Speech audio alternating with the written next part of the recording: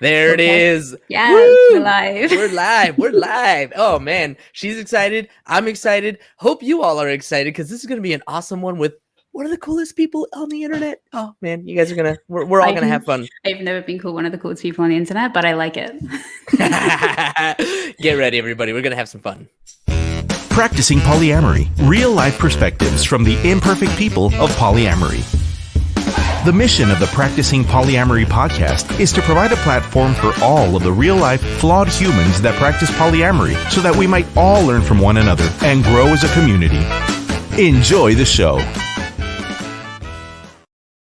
All right. Welcome everybody to this very special Thursday episode. Before we jump in and chat with today's guest, I want to quickly remind everybody to please follow the show on all our social media platforms, especially Facebook and Instagram. That's where I'm most active, but you can find us everywhere at Practicing Polya. Remember that following and sharing our content is a free, easy way to support the show. And speaking of free and easy ways to support the show, the best way is to subscribe and share. If you find value in what we're doing here, share it with your polycule, share it with your friends, share it far and wide, and especially in your Facebook groups, and subscribe on Spotify, iTunes, Stitcher, wherever it is that you download podcasts. I'm going to skip all that stuff, and I'm just going to say, reminder, if you're listening to this podcast, you are a welcome guest to be on the show. My job as your host is to be actively inclusive, because I know the more stories we hear, the more representation we have, the more others see us and themselves, and the better we can serve our community. So, calling out all my POC folks, go to practicingpolyamory.com. Sign up today for the last few spots available in season 1, which ends on Halloween. All right, that's that spiel. Now to the best part, introducing our guest. Our guest today, as I already mentioned, is one of the coolest people on the internet. She's been creating polyam content since at least 2018, when she launched her podcast covering the academia of our community. If you want to hear an honest review of the books that have shaped our polyam culture, hers is a podcast you need to check out. Our guest has also been a part of some powerful and meaningful events recently, covering tough topics like abuse in polyamory, decoupling, and a lot more that's coming up. She identifies as solo poly and lives her life by the value of ruthless honesty. Looking forward to that. And to be ruthlessly honest, she creates some damn good poly content on the Instagram. So if you're not following her already, you better start now.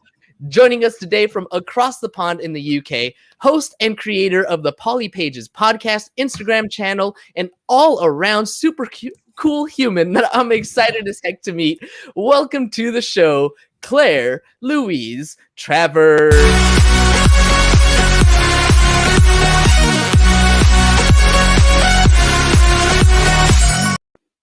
I am so excited. That is so much fun. Thank you so much for having me. I am super excited to talk to you today. I absolutely love what you're putting out. I think it's so needed. You guys have done such a great job. And I'm just like so excited to talk about polyamory. Like always, like that's how we become podcasters, right? Yeah, for sure. I mean, this is why we did. Well, this is what got us into it. But you're saying that, and I'm like equally fangirling over here because I'm so excited to get a chance to talk to you. Like, you really are putting out some incredible content. I follow you. I repost your stuff all the time. I love the work that you are doing. And I just, let's start with that. Let's talk a little bit about the work that you're doing. You started your podcast with covering The Ethical Slut. That was season 1. I'm like at episode 10 right now myself. Yeah. I wanted to binge it all before I talk to you, but you got it's long. A lot. It's long. It's a lot. But what is it? You are a super nerd and you just decided like this is what you want to do, is talk to people about these awesome books that are available? Well, what was happening was, like the old saying, like everyone that's polyamorous has a podcast. So I got to that level and I was like, okay, I really want to start a podcast, but I don't know what to do with it. And my partner at the time is like, well, everyone has a podcast where they talk about like how to do these things. And we're not really like skills. Like I'm not a relationship coach. I'm not a psychiatrist. I'm not a therapist. And I don't platform myself as such. And we also have loads of great content already, like what you're doing, which is about the people who are polyamorous. And I was like, there's something missing in this, like milieu of polyamorous content, we don't have anything about the text that we've got written down. And that's how you change a culture, right? It's not just about the conversations, it's also about like what's written down. I'm a full-time academic researcher anyway, so I was already reading stuff. And one of the things with academia that I hate is that it can be so exclusionary. Like people just need to have like, 2 master's degrees or a PhD or something to be able to even just read the literature that's being done about them. And I was like, there it is. That's my niche. So that's how PolyPages came about. That's why we have that name as well, because we were very much focusing on the readings. And after the first season, we started to release bonus episodes. So we also have like one-off episodes. If you guys think like, 24 hours of like me reading one book is like too much, fine, valid. There's also these like one-off episodes where we have like a guest on and we do a deep dive into an academic, usually an academic article or a chapter from a book about a specific topic. Nice. We've really enjoyed doing that. And then when I decoupled from my partners last year, I was like, I need to do something else this platform. I need to take it further. And that's when we started to do the events that you mentioned. Nice. Okay. So it was, you were doing it. I know there was one of your partners there, Sebastian, I think it was, that you were doing that first season with. Yeah. And then you kind of continued that into those bonus episodes. And now you're not doing the podcast and you're doing events instead? We're on hiatus with the podcast. So I have some bonus episodes that are still going to run. And I have some other people that want to finish season 1 with me. And I already kind of know what I want to do season 2 about. So it is still going to continue. But when you're going through decoupling, I think the most important thing is that you take the time to heal. So that's what I did. And, that's one of the really hard things. Like, I'm not the first podcast to succumb to pod fade because the excitement kind of like wears off, or because the people that are involved move into different spaces of someone's life. And I'm like, okay with that. Like, the podcast is still there. I'm going to come back to it. It's just a matter of like when and with who.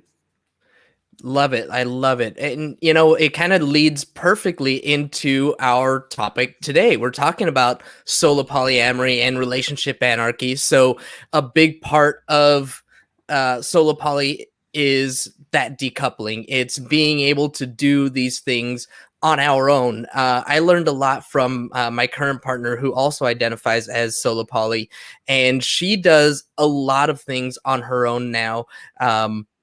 It came from her own experience in being part of a triad and kind of feeling a little bit left out. So she started doing these things on her own, and it inspired me to start doing things on my own. And now you're doing things on your own, gonna be continuing that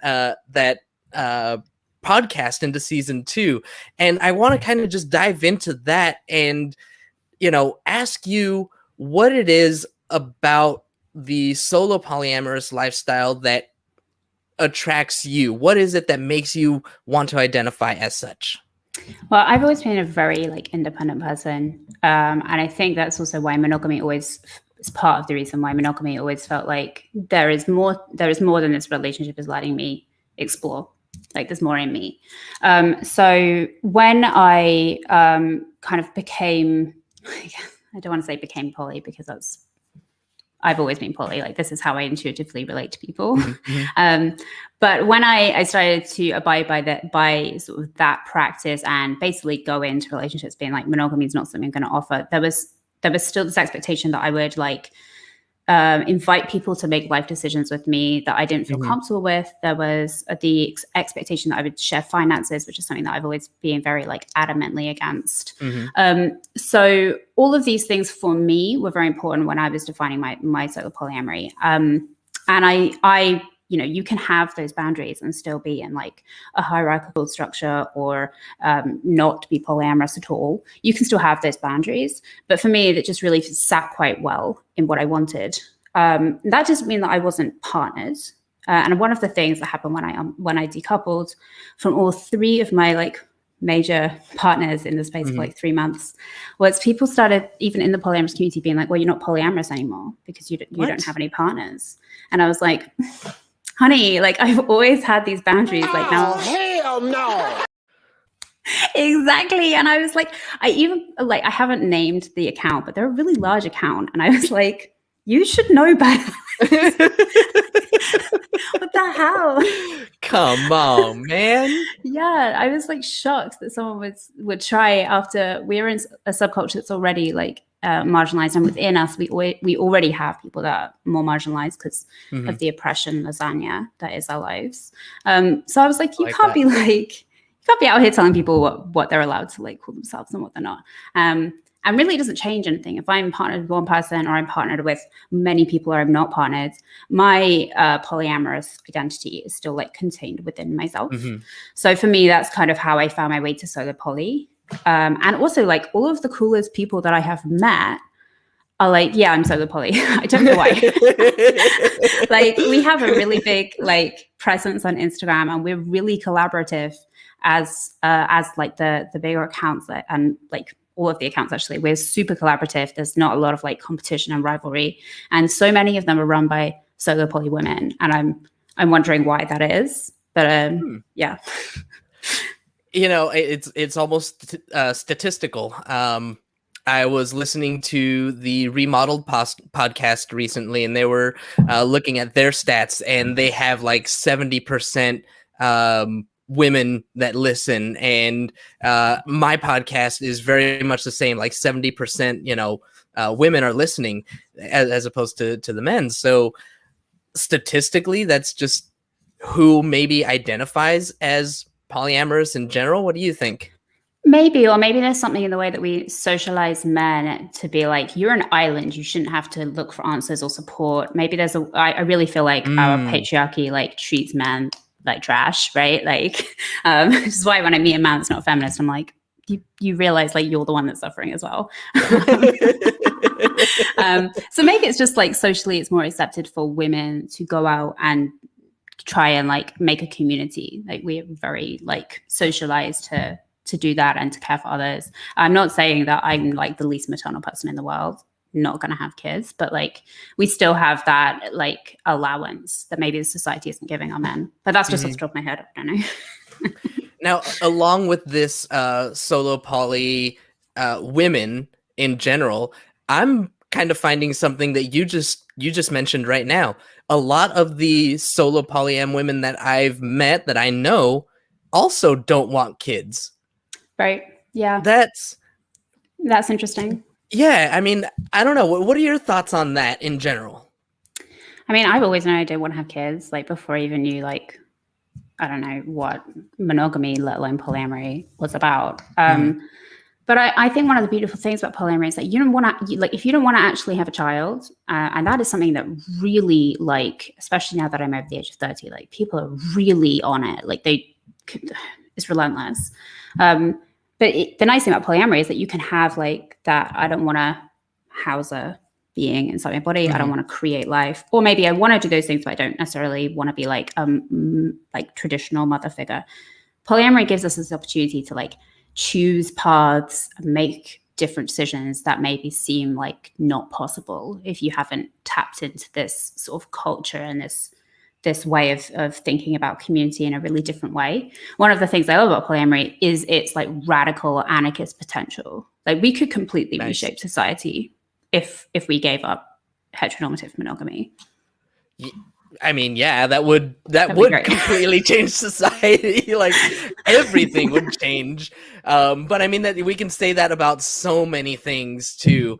And the work that it would take to get there is, I mean, it's a long road. You know, it's a long activism intense road. I was actually having a conversation a couple of days ago with attorney Stacey McClarty. She was really cool, and one of the things that she mentioned was this group called PLAC. It was Polyamory Legal Advocacy Coalition. See, I remembered it this time. And right now they're like looking for people that were discriminated against due to their polyamory. And this is the same group that helped create the multi-partnerships laws that are available for these like 1 or 2 cities in Massachusetts. So, yeah, there's stuff happening. There's stuff happening. Yeah. And it's really interesting. Like we actually have an episode about that Somerville ordinance, the city ordinance. It was passed because of COVID. Yeah, we have a lawyer. Tell me more. So it's my ex-partner Sebastian, and one of our like extended polycule is a lawyer. So he came on and they like sat down and spoke about what this means for the community, how it came about. And for those who don't know, basically Somerville city ordinance number like 2017 or something. They basically said you can have more than 2 adults in a household, which I mean sounds obvious, right? Because we have so many people who like live with friends, still live with their parents. Like it's not just polyamory that's going to be passed, right? But because of this, I think it was because of COVID, because obviously if you're talking about the household in public health and if you're talking about insurance in the States, that has implications. So potentially that's like the future. And Somerville is like super poly. I don't think people realize how polyamorous it is. It's like a very poly place. It has a very like vibrant subculture. It's where we met our music partners, Mint Green Music. And they are like a queer POC fronted band. We met them when we were out with our polycule. Like it's really like a very welcoming city in Boston. So yeah, if anyone wants to go check out our episode on that, I could probably find a link and just drop it in the thing. Cool. Yeah. That's awesome. I love it. And I suddenly have travel plans now. Like, I think I know where I want to go next. No. Exactly. Now that COVID's over. Oh, Is man. it over? I don't know. I mean, I don't know. It's getting there. You know, here in California, at least we're removing our masks, and you know we have the CDC saying that you know if we're fully vaccinated, we don't have to wear masks. It's still, you know, it's getting there. At least we're making some significant strides. So let's see what else. What is it that you wanted to really say about solo polyamory? In fact, you know what? Let me phrase it this way. What would you say to someone who says solo poly? Isn't that just single with more steps?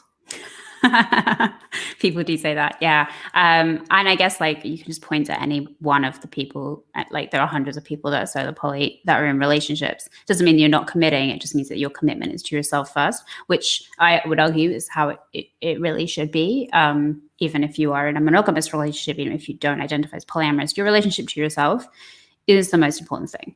The honesty starts here. The love starts here. Everything starts within your own house. So you can be solo poly and like married. You can be solo poly and have kids. Like you can have all of these like traditional relationship escalator moves, and still be solo poly. So obviously, it's not just about being single. Although I'm loving being single for what it's worth.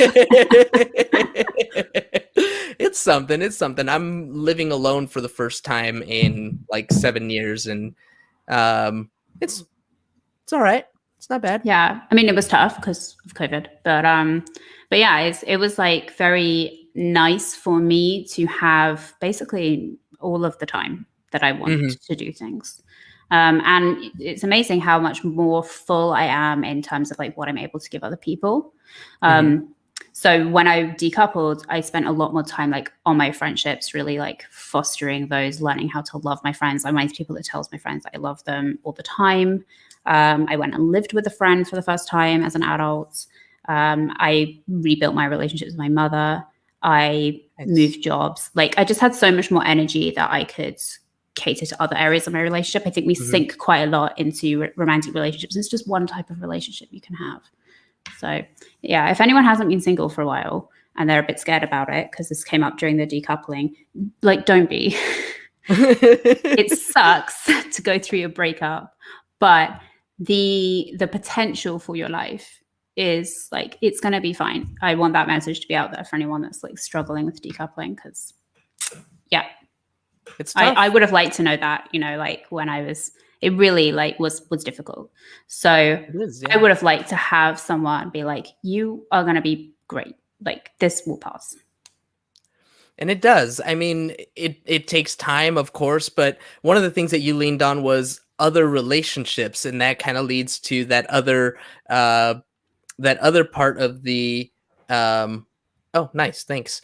That kind of leads to the other part of the conversation, which is the relationship anarchy. So how, in your opinion, is solo poly different from relationship anarchy? So relationship anarchy is typically thought of as being a philosophy of love. It is kind of, some people frame it as the more extreme end of polyamory. But I don't think it's super extreme, but then I'm kind of radical, I guess you could say. But it offers like a highly critical view of conventional cultural standards. So as I said, we tend to prioritize romantic and sex-based relationships in our culture. I think the thing that's different between solo polyamory and relationship anarchy or RA is that relationship anarchy really takes that critical view and it's like, these are not the most important relationships. They can be, you can choose to make them the most important relationships of your life, but the platonic friends, the values of family, chosen family, these are also like in the same relationship sphere, and they can move, right? You can change the dynamic of your relationship. If it's not working, you can have sex with friends, right? You can adopt a child with your coworker. Like, you can do these things once you kind of take an anarchist approach, I guess, to what we consider to be the conventional demands and restrictions and expectations of people when we get into a relationship. So a lot of people think of, relationship anarchy is very far, like if you took polyamory, you just ran with it, you'd end up in relationship anarchy. I wouldn't say that's true. I think relationship anarchy is a political, it's a very libertarian, a very individual way of seeing things. It came out of Andy Norgren's manifesto, which I've shared, and they wrote this instructional manifesto. It is literally an A4 page, and it literally is like, these 9 things that relationship anarchy sort of values, I guess, like thoughts. But it's not like a clear doctrine. I think it would be very hard to like point to it and be like, this is relationship anarchy. It's as I say, like a philosophy. It's an approach. Got it. Yeah. Have you done an episode of PolyPages on that manifesto yet? No, not yet. No. All right. Plans for the future. There's like amazing resources out there. There's an entire YouTube channel that is about relationship anarchy already. As I say, it's so short. We did a short instructional manifesto on Instagram about it, but to warrant like an entire episode, it would either require like a course or like there's already so much out there on this particular document. Yeah. Got it. All right. So if we want to do some research, just do a Google search and we'll find a ton. Yeah. Cool. Well, what do you want to share with our audience? What is it that is important to you right now in the polyamorous community? Some things that you just want to share with the audience. What's your message right now? So right now, PolyPages has, as I said, we've started to do events, and those events are really centered around having the hard conversations. So there's like a million conversations you can have about polyamory. Obviously, that's why there are so many podcasts. But I had noticed that people are shying away from difficult ones. People are shying away from why is polyamory showing up in cults all the time? Why are we assuming that people that are polyamorous are liberal BLM supporters? Is there an anti-racist version of polyamory and therefore a racist version of polyamory? What do breakups look like? What does abuse look like? So we have had two events. One of them was Decoupling Polyamory. The webcast is available with Avita Sawyers, Sydney Ray Chin, and Andy Adams from the Growth Arc. And then we had another one that was about abuse with Eve Rickert, Sydney Ray Chin again, who's if you don't know who that person is, she is a sexual intuitive guide. I think that's how she phrases it. I always get this wrong. But specifically around survivors of sexual assault and domestic violence. And polyamorous Black girl who has spoken a lot about her experiences with abuse. That wasn't filmed. Oh, yeah. That's not available to purchase, but it was a really great session. And from that, PolyPages did a lot of outreach about what is abuse? How can you recognize it? What are the warning flags for grooming? What are the warning flags for economic abuse? What are the warning flags for child abuse? We've done a lot of stuff on our TikTok about that. And recently we produced a version of the Duluth Wheel of Power and Control, which is made for polyamory. So that's what we've been doing a lot of, having these really hard conversations. And our next event is dropping on the 1st of June, which I'm really excited about. Nice. June 1st, and which one's that? It is going to be white supremacy in polyamory. Ooh, super interesting. You mentioned the Duluth wheel. I'm not super aware of what that is. Can you give me an idea? Yeah, sure. So the Duluth wheel of power and control was developed in Duluth, Minnesota, in the 80s. And it was developed after hundreds and hundreds of interviews with survivors of domestic violence. And they realized that there's more to domestic violence than just sexual or physical aggression and violence. There's all of these other tactics that an abuser will use to keep somebody in a situation where they feel like they cannot leave, where they feel trapped, where they basically will suffer abuse. And there's 8 areas of this. There is economic abuse, emotional abuse. I'm trying to remember them all now. Economic abuse, emotional abuse, intimidation, threats, which is a little bit separate from intimidation. Things like smashing stuff versus intimidation would be like, I'm going to do this thing. Using children, using privilege or weaponizing privilege, isolation. And there's one more that I've forgotten. I bet you if we go to your Instagram, it'll be there. Like that. So this has now been in circulation for a really long time, and they're constantly making new iterations because it is super heterosexual and it is super monogamous. So they recently made like one that includes queer sort of relationships. Because queer abuse can present in unique ways, or it can present in the same ways but not be captured in this wheel. And so I reached out to them, and I'm going to try and like get our version, one of the like official iterations, because it took a really long time to put together. So yeah, we made one that was about polyamorous abuse and what are some of those warning flags. It's obviously not fully comprehensive yet, but I think it's a really good start to having these discussions in our communities, especially because we are seeing more and more people being called out for abuse. And usually what happens is someone gets called out for abuse, there's a big effort to deplatform them, which oftentimes fails. There's a huge smear campaign against the victims. And then we just go right back into platforming people that treat other people like crap, which is not a good look for a subculture about relationships. It's not certainly not.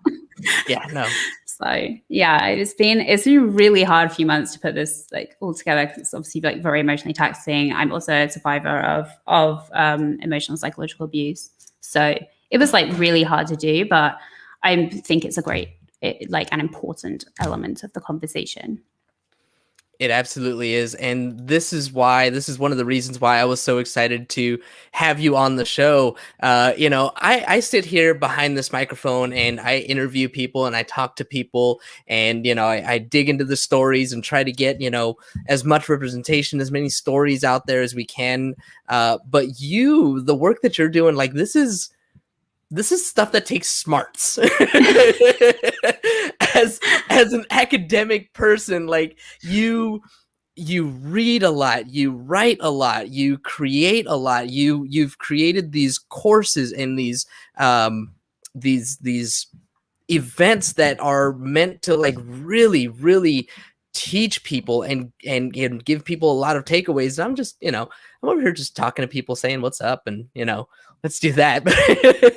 I love the work both of them. Both of them are super important, but I am, I guess, taking it on myself. Like no one asked me to do this, right? Like I could have just lived a polycule life, and that would have been fine. But I'm really enjoying working with the community in these ways that is making conversations hard for people. I guess. Like I'm really not interested in talking about jealousy. No offense to people that are, but like, it's just, okay, fine. And what do you want to talk about? How you make your play spaces safe for Black bodies? Like we're missing conversations. And I think part of that is like also the generation coming after us, like they're doing things in these completely new ways. Like, I'm sure you've seen this, right? Like you interview people of like slightly different ages or backgrounds, and the stuff that they're interested in is just slightly different. Yeah. Oh yeah, absolutely. Yeah. We've got all kinds. We've got the geeks, we've got the nerds, we've got the spirituals, we've got the, it takes all kinds. It does, the burners and, the swingers and, a little bit of everything. And it's, I mean, I enjoy it because I just get a chance to talk to so many people, learn from so many people. I'm of the mindset that everyone that I know, everyone that I meet is somehow enlightened. So I have so much to learn from everybody that I run into. And that's all I want to hear is, what are your viewpoints? How do you see the world? What is, what works for you? Because it may or may not resonate with me, but there's somebody out there that it does resonate with, and it's creating that community and creating that, that feeling that we're not alone. Yeah, So, because this can be very lonely, right? Like I get my inbox is constantly full of people being like, I don't know anyone that does this. And I don't think this is an option for me because I'm not seeing it. And I would absolutely hate to have felt that alone going into this. Like that would have been, I probably wouldn't have, right? So you didn't though. What was that like? I'm just like super outgoing. Like it's almost annoying. Gotcha. And I mean, I also like one of the things I spoke about on a different podcast actually was my journey into polyamory was also through a lens of my work. As I said, I'm an academic researcher, but the research that I do is actually not on polyamory. It's on humanitarian aid. So I'm a humanitarian aid worker. And that leads you to a lot of long distance relationships. And already you're thinking about, okay, how are we going to make this work? You're in a different language. I'm in a different place. How are we, like, obviously I don't want to, be a nun for like 8 months of the, right? How can we do this in a way that's like healthy and honest and isn't going to like get mine. Yeah. Right. So that was like a really, I think really important part for me because that like I was already coming at this from a weird place. Right. I wasn't like in a hometown and like had a 9-to-5 job, all of the things that would make maybe following a path given easy. That was already like not easy for me. So I think that helped me. Plus, as I said, I'm like criminally extroverted. So, and plus it never really worked for you. You said that just never quite fit. No, I just felt when that relationship ended and it ended fine. Like it ended lovely. But I just realized after that, like there is more to me than this, and not just polyamory. There was also like my bisexuality, my pansexuality. Like there's a lot more to me than it would really be fair to expect one person to fulfill. Like it's just a huge ask to ask someone to be like your perfect person. I just think that's completely ludicrous. If I'm honest. I mean, I totally agree now. Now that I have been, practicing polyamory for 4 or 5 years, whatever it is. But prior to when I was monogamous and I before I knew about it, that was me, like expecting that person to fulfill everything. And no relationship ever worked out quite for me because I was always putting that pressure on my partner. And, it's a lot. That's not how it works. That's not how any of this works. It's not how any of this works. Exactly right. If you have a few minutes, I want to ask you one last kind of a deep-ish question. Sure. You went through 3 breakups, 3 decouplings in a matter of months, and now you're not dating anybody. What was your like biggest takeaway? Like what was that big lesson, like something that you took away from the experience that you would want to share with somebody who is also going through a breakup or multiple breakups? Yeah. So before I give the answer, we created a guide to how to support your partner through a breakup because there's like literally nothing like that available, right? So that's available on our website. As is the webcast where I talked to 3 other people that also were going through decouplings of different types. So there is some resources out there from us if anyone wants to check this out. I think my main takeaway is you were never just a couple. You were always like you. You're a unit of one, and that's you were that before. You will be that after. You were that in the relationship. If it didn't feel like that, it was still true. The way that I tried initially to handle this was I would break up with one partner and then I whiplashed around and I expected the other partners to be able to pick up the pieces and to help me and to kind of like take on some of the roles that this person had been doing. And then of course that one didn't work, and because that's really unfair to ask somebody to suddenly change all the relationship. And then I did it again to another partner, because of course you do. You're hurt, you're in pain, you're grieving, you want support. It's not necessarily always fair to ask your partners for that. So I really had to learn how to heal myself. But then now I realize, like, I was always not just a couple, right? Our whole society is about making the couple. Like, that's what you should be. You should just meld into being a couple. You were never that. You're not that now. You're not going to be that in the future. Even if you're in another relationship, you're still you. And it's just about feeling those feelings and letting them pass. And you will be fine. I really thought I wasn't going to be fine, but you will be fine. Nice. Good stuff. All right. Thank you, Claire, so much for spending some time with me today. I really appreciate it. Like I said, one of the coolest people on the internet, and I get to talk to her. Would you, for our listening audience, tell us where we can find you, where we can find more information, and what it is that you are providing to the community right now? Yeah, so you can find everything that I've mentioned at www.polypages.org.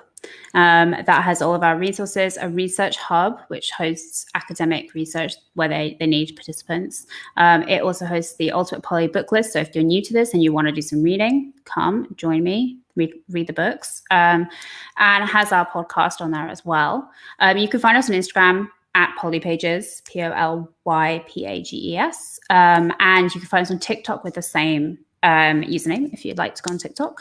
And you can find me, if you're interested in me and my life, you can find me on Instagram as well, Claire L. Travers. Perfect. Thank you. All righty. Well, thank you. No, thank you. It's been so much fun. Okay, no. It's really been so much fun getting to know you, getting a chance to chat with you a little bit. So thank you again for spending the time. Thanks, James. I had a great time. I want to another video just to dance to. I mean, we could always set that up, Yeah. Here we go. Ready?